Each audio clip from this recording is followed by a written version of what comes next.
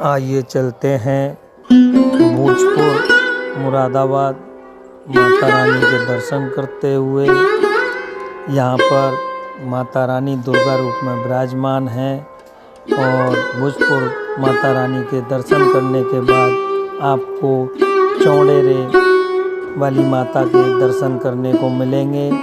तो आप सभी से अनुरोध है कि चैनल को लाइक और सब्सक्राइब करें और दर्शन करके माँ माई की असीम कृपा प्राप्त करें। और अब चलते हैं, दोनों जगह के दर्शन करते हुए श्रीमद् भागवत कथा का आनंद लेंगे। जय श्री श्याम, जय माता दी। एक और तो भगवान को सब समदर्शी कहते हैं और जब भगवान की लीलाएं हम सुनते हैं तो सरासर भगवान पक्षपात करते दिखते हैं। हमेशा दैत्यों को ही मारते रहते हैं प्रभु और देवताओं का सरेआम खुल करके पक्ष लेते हैं। तो जब भगवान जब सरासर पक्षपाती है तो समदर्शी क्यों कहे जाते हैं? और यदि सचमुच समदर्शी हैं तो फिर पक्षपात क्यों करते हैं? कथम दैत्यान अवधि, दैत्यों को क्यों मारते हैं? सुखदेव जी प्रसन्न होकर बोले, परीक्षित बहुत बढ़िया प्रश्न किया, ध्यान से सुनो। यही प्रश्न एक बार तुम्हारे दादाजी ने भी देवर्षि नारद से किया। कब महाराज? बोले, जिस समय राजस्व यज्ञ कर रहे थे तुम्हारे दादा धर्मराज युधिष्ठिर, तो प्रथम पूजन के अवसर पर भगवान श्री द्वारकाधीश का नाम सामने आया और जब पूजन प्रारंभ होने लगा तो शिशुपाल ने गालियों की बौछार प्रारंभ कर दी और 101 गाली होते ही भगवान ने अपने दिव्य सुदर्शन से उसका सिर काट दिया। उसके शरीर का तेज भगवान में विलीन हुआ सबकी आंखों के सामने। युधिष्ठिर जी महाराज ने तुरंत नारद जी को पूछ दिया, महाराज मरने के बाद जिसका तेज नारायण में समा जाए वो तो एक महान कोटि का कोई सिद्ध महापुरुष होता है, फिर इस दुष्ट शिशुपाल का तेज भगवान में कैसे समा गया? ये तो सरेआम गालियां दे रहा था भगवान को, फिर इसकी इतनी ऊंची गति कैसे हो गई? तब नारद जी ने कहा, धर्मराज युधिष्ठिर ध्यान से सुनिए,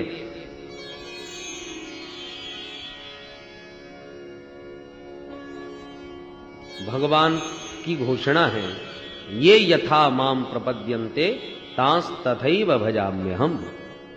जो भगवान को जिस भावना से भजता है भगवान उसे उसी भाव से स्वीकार करते हैं। जो मित्र बनाते हैं भगवान उनके मित्र बन जाते हैं, जो शत्रु बनाते हैं उनके लिए भगवान शत्रु बन जाते हैं।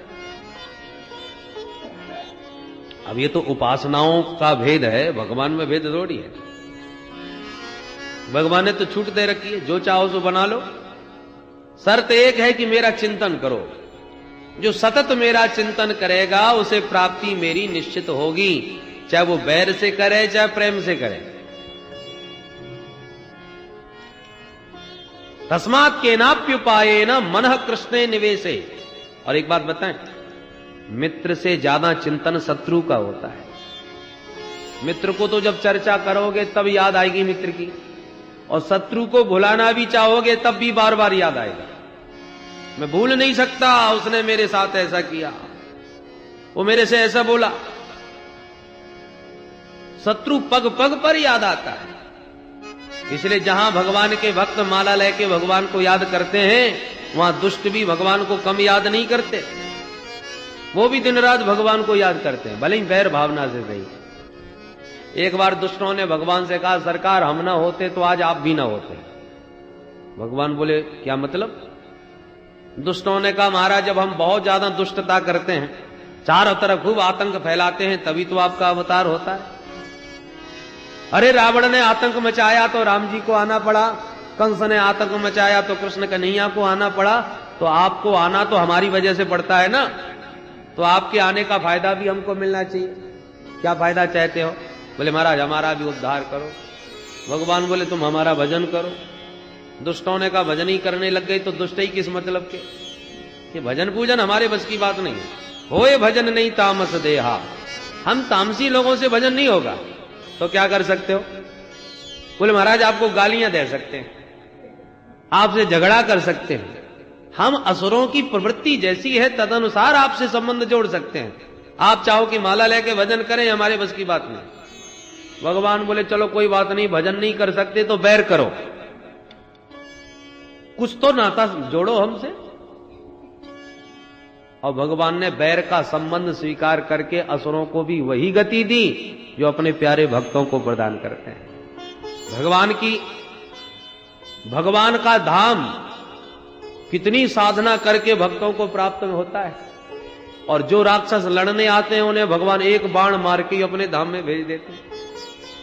एक ही बाण प्राण हर लीना, और दीन जानते हैं निज पद दीना। प्राण तो हर लिया पर बाद में भेजा कहां? बोले निज पद दीना, अपना परम पद प्रदान कर दिया। तो बताइए कितना सस्ता। जो दिन रात गाली दे रहे थे, भगवान को मारने खाने के लिए दौड़ रहे थे, और भगवान ने एक बाण मार के अपने घर भेज दिया। तो कल्याण तो उनका भी हुआ कि नहीं? इसलिए भगवान कहते हैं कि कैसे भी मुझ में मन लगाओ, प्रेम से या बैर से। भृंगी कीटन न्याय से बैरियों का भी उद्धार हो जाता है। एक भृंगी होता है जो किसी कीड़े को पकड़ के मिट्टी में कैद कर देता है और उस मिट्टी के ढेर के ऊपर गुनगुनाता रहता है। अब मिट्टी के भीतर कैद हुआ कीट निरंतर भयाक्रांत हुआ। उस भृंगी का चिंतन करते करते एक दिन स्वयं भृंगी बन के मिट्टी से बाहर निकल पड़ता है। तो था साधारण सा कीड़ा, परंतु भयाक्रांत होकर भृंगी का चिंतन करते स्वयं भृंगी बन गया। ऐसे ही भले ही कोई भय से भजन करे या बैर से भजन करे, उसे प्राप्ति परमात्मा की ही होगी। बोल वृंदावन बिहारी लाल की। काम क्रोध भय आदि ये अच्छी वृत्तियां नहीं, पर यह वृत्ति भी यदि परमात्मा से जुड़ जाए तो कल्याण का साधन बन जाती है। इसलिए नारद भक्ति सूत्र में नारद जी महाराज ने कहा है, तदर्पित खिलाचारः सन् काम क्रोधाभिमानादिकमपि तस्मिन् नैव करणीयम। काम क्रोधादिक वृत्तियों को मारना बड़ा कठिन है। मार नहीं सकते तो मोड़ के भगवान से ही जोड़ दो, कल्याण हो जाएगा। महाराज आज तक किसी का कल्याण हुआ है? काम ऐसा, क्रोध ऐसा, रजोगुण समुद्भव। अरे सब नरक के पंथ शास्त्रों ने बतलाए हैं, रजोगुण इनका बाप है, इनसे कल्याण कैसे होगा जीव का? बोले देखो एक एक का प्रमाण।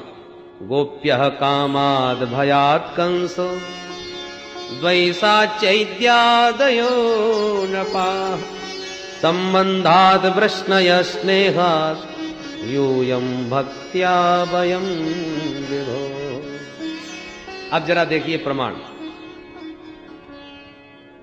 काम की वृत्ति को संसार से हटाकर गोपियों ने श्री कृष्ण से जोड़ दिया तो गोपियों का कल्याण हो गया। प्रेमैव गोप रामाणाम काम इत्यगमत प्रधाम। गोपियों के पावन प्रेम को ही यहां काम की संज्ञा मिली है, यह ध्यान रखिए।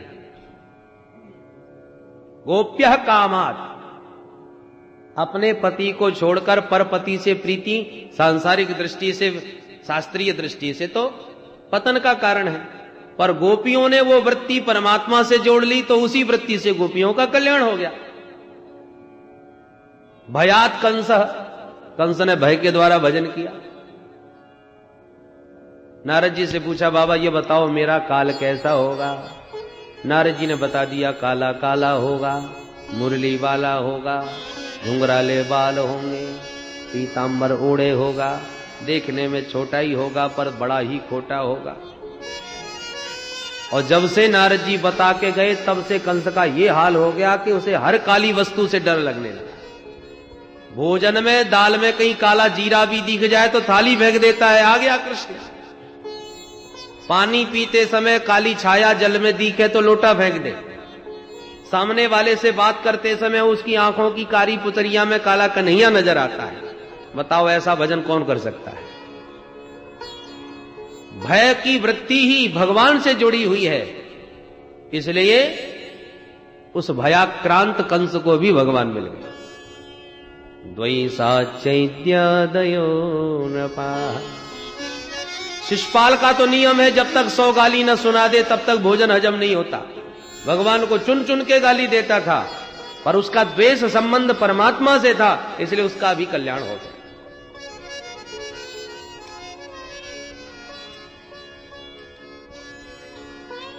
कुछ लोग जा रहे थे पैदल और जंगल की झाड़ी में कुछ प्रकाश दिखाई पड़ा। एक ने समझा कोई दीपक जल रहा है, एक ने समझा कि शायद आग लग रही है, एक ने समझा शायद कोई मणि है। ये इतना जगमगाता प्रकाश, ये तो किसी मणि का प्रकाश प्रतीत होता है। अब वस्तुतः थी वो मणि ही, पर यदि उस मणि के प्रकाश को कोई दीपक बुद्धिया चल पड़े, दीपक का प्रकाश समझ करके उधर बढ़े, तो क्या मणि की कीमत कम हो जाएगी? यदि उसकी 50 लाख की कीमत है, तो जो दीपक समझ के उसके पास बढ़ा, उसके लिए क्या वो 10 लाख की हो जाएगी? अथवा जो वस्तुतः उस मणि के स्वरूप को समझकर ये कोई मणि चमक रही है, ऐसा तत्वतः उसके स्वरूप को जान करके जो बढ़ा, तो क्या उसके लिए मणि 1 करोड़ की हो जाएगी? अरे मणि की कीमत तो जितनी है, जैसी है वैसी ही रहेगी, चाहे कोई दीपक समझ के दौड़े, चाहे अंगारा समझ के दौड़े, चाहे मणि समझ के। जाने वाले को, पाने वाले को तो उतने ही कीमत की मणि मिलेगी। उसी प्रकार भगवान तो भगवान ही हैं, चाहे भगवान को कोई शत्रु समझ के दौड़े, चाहे मित्र समझ के, चाहे पुत्र समझ के, जो भी समझना चाहे समझ ले, पर भगवान के निकट जो पहुंचेगा उसे प्राप्ति तो भगवान की ही होगी।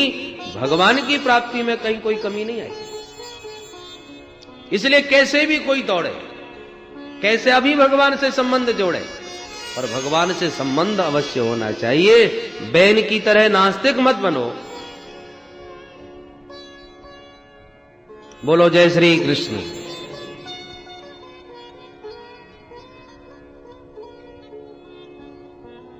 श्री सुखदेव जी से प्रश्न किया परीक्षित ने, भगवान आपने कहा कि भगवान समदर्शी हैं, सबको समान रूप से स्वीकार करते हैं, तो प्रायः दैत्यों को ही मारते हुए हम दिखाई पड़े, क्या दैत्य ही भगवान के बैरी हैं? बोले नाना, 12 महाभागवतों में 2 दैत्यों का नाम है। 12 नाम सुने थे आप परम भागवतों के कल, उनमें 2 दैत्य हैं। कौन? प्रहलाद और महाराज बलि।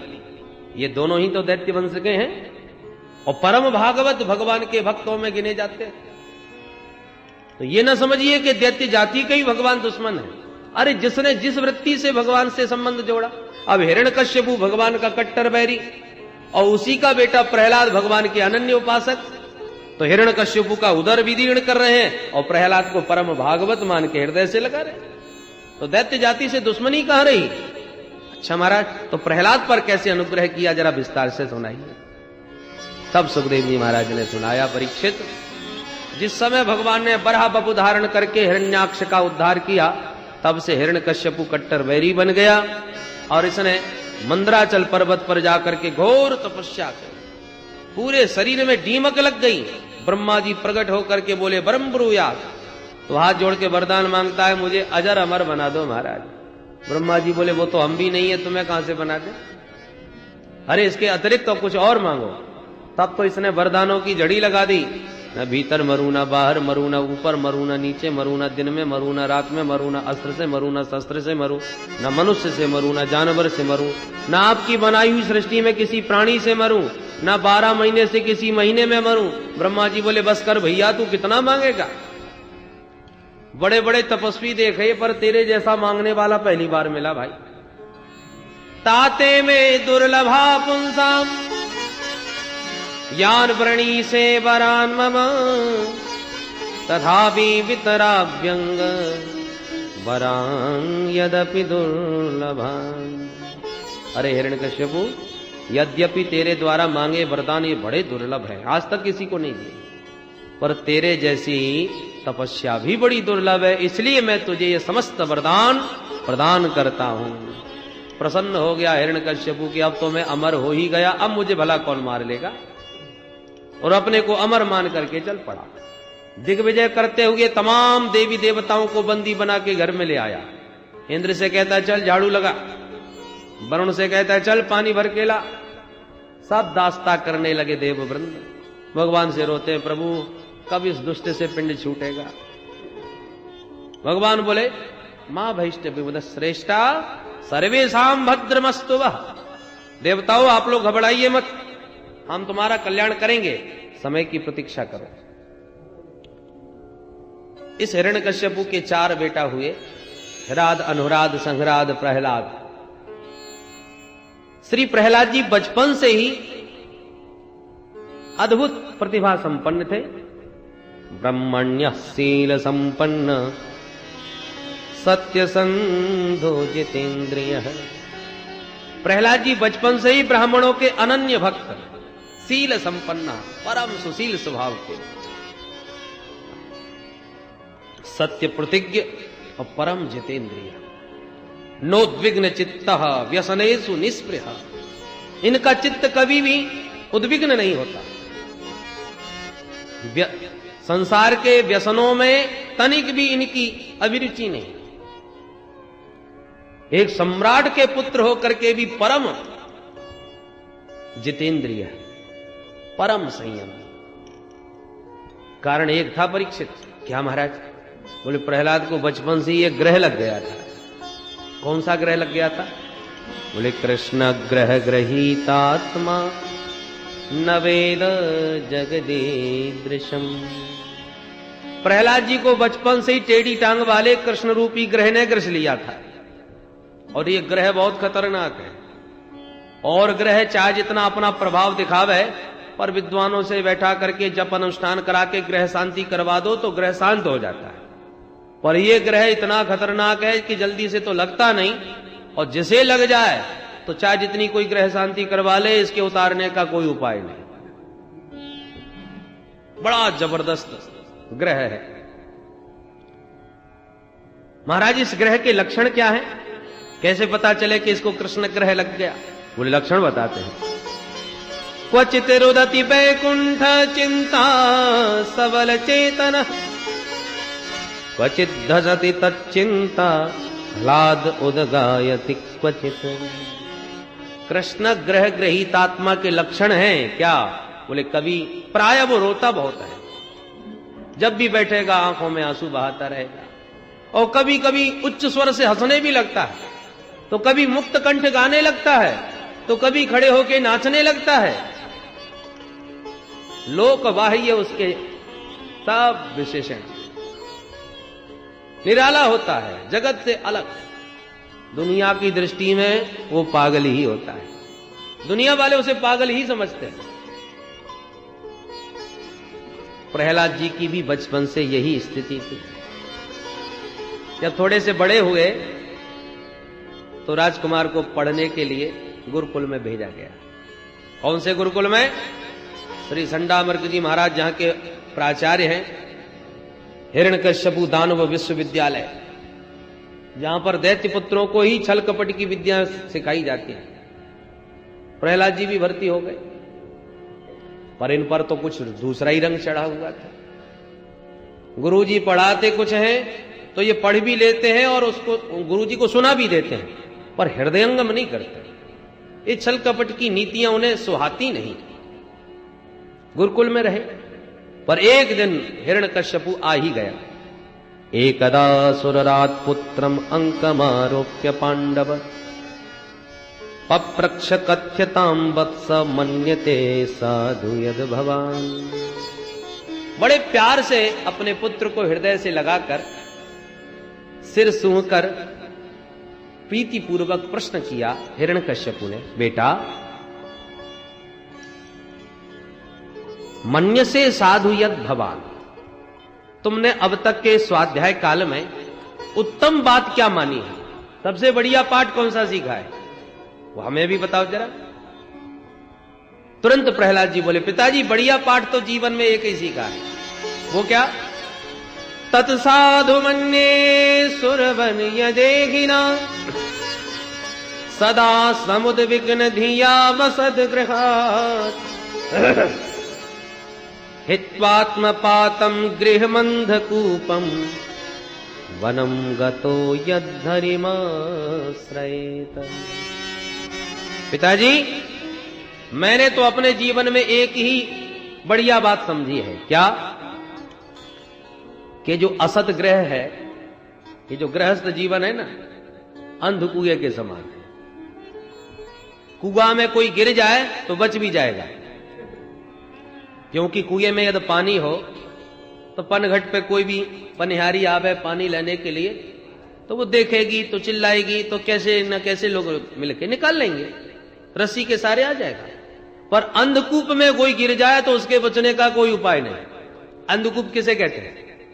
जो जंगलों में कुएं हैं, जहां पर कोई जाता आता नहीं, जहां पर तमाम जंगल की झाड़ियों की जड़ें नीचे लटकी पड़ी हैं, उधर को कोई रुख करता नहीं, उधर से कोई निकलता तक नहीं, उसको अंधकुआ कहते हैं। और उस अंधकूप में कोई गिर जाए तो जब कोई वहां जाने आने वाला नहीं है तो निकालेगा कौन? तो गृहस्थ जीवन को केवल कुआ नहीं कहा, गृहांधकूपम, ये तो अंधकुआ है। कोई निकलने की चेष्टा भी करे ना तो उसको भी पैर पटक के गिरा लेते हैं। कोई घर में पहले तो वैराग्य होता नहीं, और कदाचित किसी को वैराग्य चढ़ बैठे, उसे ज्ञान हो जाए कि दुनिया सब असत है, ये संबंध सब अनित्य हैं, नित्य शाश्वत संबंध को जानने के लिए मैं अपना जीवन सार्थक करना चाहता हूं, ऐसी जिज्ञासा उनके मन में जागे और कहीं निकल पड़ा तो घर गृहस्थी वाले ही घेर लेते। अरे क्या होगा इन बच्चों का, देख रहे हो तुम्हारे जाने के बाद सारा कारोबार ठप्प हो जाएगा, कौन संभालेगा इसको, ये सारी जिम्मेवारी तुम्हारी है और तुम बर्बाद करना चाहते हो अपने घर परिवार को। तो पहले तो वैराग्य होता नहीं, और हो भी जाए तो टांग पकड़ के खींच लेते हैं। इसलिए गृहांधकूपम, इस अंधकुएं से जितना हो सके अपने को बचा ले वही बुद्धिमान है। और बचाने के बाद कहां जाए? बोले वनम गतो यद्धरिमाश्रयेत, वनम वृंदावनम गतः हरिम श्री कृष्णम आश्रयेत, वृंदावन में जाकर के भगवान श्री कृष्ण चंद्र के पाद पद्मों का आश्रय ग्रहण कर ले, बस यही जीवन का सार है। जो ये शब्द सुना सो आंखें लाल हो गई हिरण्यकश्यपु कि नन्ना सा ये मेरा ही बच्चा मुझे ही प्रवचन सुना रहा है। फिर मन में सोचा बच्चों की तो भोली भाली बुद्धि होती है, उनको तो जो सिखा दो वही बोलने लगते, उन्हें कोई ज्ञान तो होता नहीं। तो मेरा बच्चा तो अभी नन्ना सा है, ये तो वही सिखा रहा होगा जो इसको बताया गया होगा। सो बच्चे को गोद से उतार के कहा बेटा जाओ जरा अपने आचार्य जी को हमारे पास भेजो। तो प्रहलाद जी गए, गुरुजी आपको पिताजी याद कर रहे। संडामर्ग जी आए, कहो सरकार अचानक कैसे आना हुआ? बोले वो तो मैं बाद में बताऊंगा, पहले ये बताओ मेरे बेटे को आजकल तुम पढ़ाते क्या हो? बोले सरकार आपने जो शिक्षा नीति निर्धारित की है हमारे यहां वही सब पढ़ाया सिखाया जाता है। हिरण्यकश्यपु लाल पीला होके बोले मूर्खो, मेरा बच्चा मेरी गोद में मुझे समझा रहा था कि वन में जाओ हरि का भजन करो, यही सब सिखाने के लिए तुम्हारे यहां भेजा है मैंने। संडामृग जी थर थर कांप के, महाराज आपकी सौगंध खाते, ऐसा हमारे विद्यालय में एक भी कोर्स नहीं है, कोई पुस्तक ऐसी नहीं पढ़ाई जाती। अब भगवान जाने आपका बेटा कहां से सुन लिया, किसने इसको सिखा दिया। हिरण्यकश्यपु ने कहा यदि तुमने नहीं सिखाया तो इसका मतलब यह हुआ कि कोई विष्णु का गुप्तचर तुम्हारे यहां घुसा बैठा है, तुमको कुछ नहीं मालूम। अब वो उठपटांग मेरे बेटे को भड़का रहा है, उल्टी सीधी बातें सिखा रहा है, और मैं तुम्हारे भरोसे तो अपने बच्चे को तुम्हारे विद्यालय में छोड़े बैठा हूं। खबरदार आज के बाद दोबारा कोई उठपटांग बात करी तो दंड तुम्हें मिलेगा, इतना याद रखना। यूं डांट फटकार के हिरण्यकश्यपु तो चला गया। गुरुजी की धड़कन तेज हो गई। चलो पता लगाते, प्रहलाद से ही पूछते। सोचा कि बच्चों को एकदम डांट के पूछो तो बताते नहीं, प्यार से पूछने पर बता देते हैं। तो प्रहलाद को बुला के गोद में बैठा के बड़े प्यार से पूछा, वत्स प्रहलाद भद्रम ते सत्यम कथय मामृषा, बेटा तेरा खूब कल्याण हो गया, तू सच सच बता तेरी बुद्धि खराब किसने की है? ये ऊटपटांग बातें जो अपने पिताजी को तूने सुनाई, ये सब तेरे को किसने सिखाई? प्रहलाद जी हंस करके बोले, जय हो प्रभु, मैं उस परमात्मा की माया को प्रणाम करता हूं कि जो जीवों को कल्याण की बात कहे तो उस कल्याण की बात को कहने वाले को संसार के लोग उल्टी खोपड़ी वाला बताते हैं। धन्य है भगवान की माया का चमत्कार। जिसको सर्प काट लेना उसको कड़वा नीम भी मीठा लगने लगता है। भिन्न स्वाद, वस्तुतः वस्तु जिस स्वाद की है उससे भिन्न स्वाद आता है, इसका मतलब तुम्हारे अंदर बीमारी है। कड़वा नीम आपको मीठा लग रहा है और मीठी मिश्री कड़वी मालूम पड़ रही है, इसका मतलब तुम बीमार हो। संसार का विषय रूपी विष में जो संलग्न है उनको भी सब जो रसमय परमात्मा है रसो वही सह वो कड़वे मालूम पड़ते हैं, फालतू के नजर आते हैं। और संसार के जो विस्तुल्य विषय हैं वो मीठे नजर आने लगते हैं, उनमें निरंतर भाग रहा है। ये भगवान की माया का ही तो रोग का लक्षण है। भगवान की माया रूपी रोग जैसे लगा है उसका यही हालत होता है। अब तो गुरु जी की आंखें और लाल हो गई। ए मूर्ख, तू हमसे पढ़ने आया है कि हमको पढ़ाने आया? लाओ तो मेरा डंडा, मैं इसकी अकल ठीक करूं। दैत्यों के चंदन जैसे वन में यह कांटे का पौधा कहां से पैदा हो गया?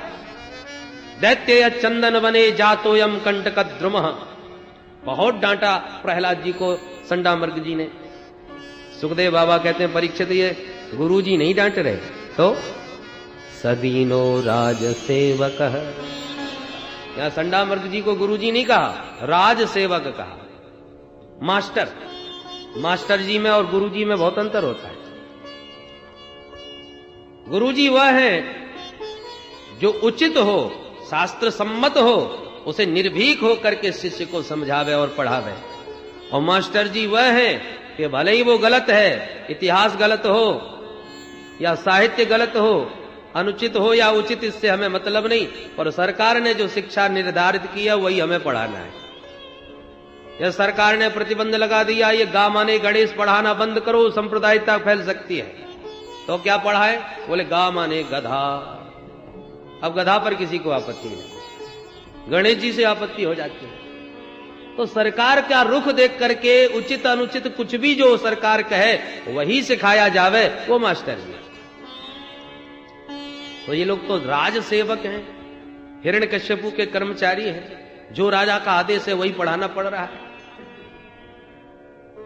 समय बीता और एक बार संडामर्ग जी प्रहलाद जी को घर छोड़ने आए। प्रहलाद को देखकर माता कयाधु ने बड़ा सुंदर स्नान आदि से निवृत्त करा करके श्रृंगार किया प्रहलाद का। और मातृमृष्ट अलंकृतम, मां कयाधु के द्वारा समलंकृत होकर सुसज्जित होकर प्रहलाद जी पिताजी से मिलने गए। अपने बेटे को देखते ही हिरण्यकश्यपु ने तुरंत उठा के अंक में हृदय से लगा लिया। प्रहलाद जी चूंकि परम भागवत हैं, इसलिए उनके स्पर्श मात्र से हिरण्यकश्यपु रोमांचित हो जाता है।